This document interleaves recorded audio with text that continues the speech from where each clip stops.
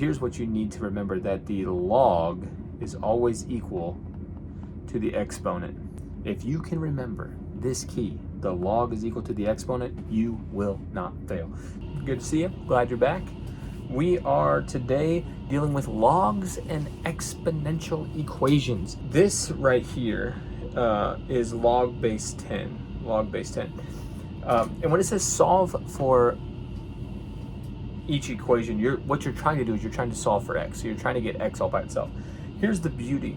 If we have a log on both sides that is the same base, then all we need to do is we will cancel out the log and we simply have 5x equals 2x plus 9. Because what's happening to the log is supposed to be the same if they're set equal to each other. So here we go.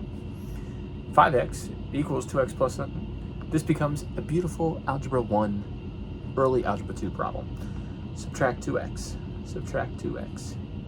Remember, because what I do to one side, I got to do to both, so that guy cancels.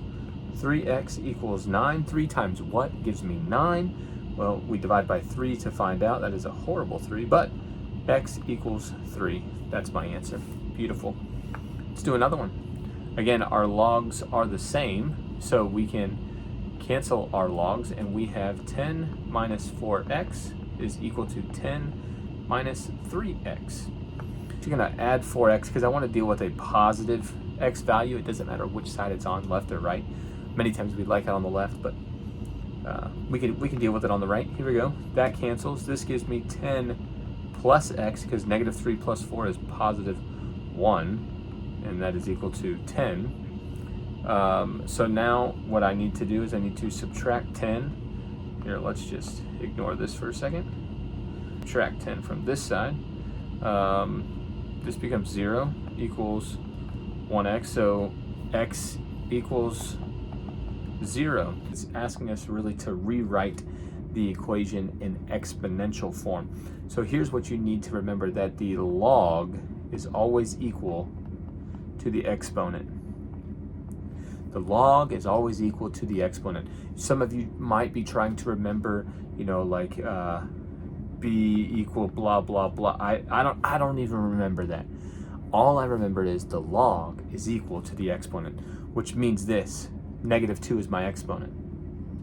So now I can figure out what the rest is, right? I can figure out that 14 to the negative 2 is going to give me 1 over 196. How do I know that? Well, I know the negative 2, as we discussed in the last video, that negative 2 is the key to the elevator that will bring that 14 down to the denominator, which means what I'm really looking at, when I'm looking at 14 to the negative 2, I'm really looking at 1 over 14 squared. And 14 squared, I hope you know your perfect squares, man. You need to know them up to 15 at least. Memorize them. You can do it. I promise you. It's not difficult. It just takes time to practice. 14 squared is 196. There's my answer. Okay, here we go again, right here. The log is equal to the exponent. So I know that something to the 4th power is what? Well, 81 to the 4th power is not 3, right? So it must be 3 to the 4th power gives me 81. If you can remember this key, the log is equal to the exponent, you will not fail. Rewrite the equation, so the exponential equation, in logarithmic form. Well, if we know that the log is equal to the exponent, then I know that my answer here is going to be 1 over 2. So I have log base something of this gives me 1 over 2.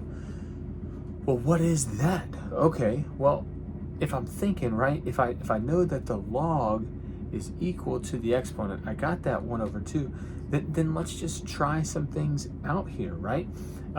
Maybe it's going to be 64 of 8. Log base 64. Base 64. Remember when we were graphing exponents, it was like 2 to the x? Well, sometimes we call that base 2. Hey, there we go. We're looking at right here being our base. So log base 64 of 8 equals 1/2. Another way is you can cheat, man. I mean, I'm just saying, look back.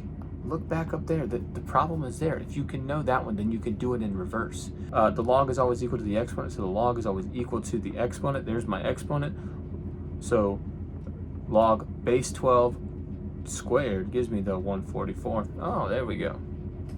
Ta-da! You got this. You can do logarithms. I believe in you. I'll catch you next time.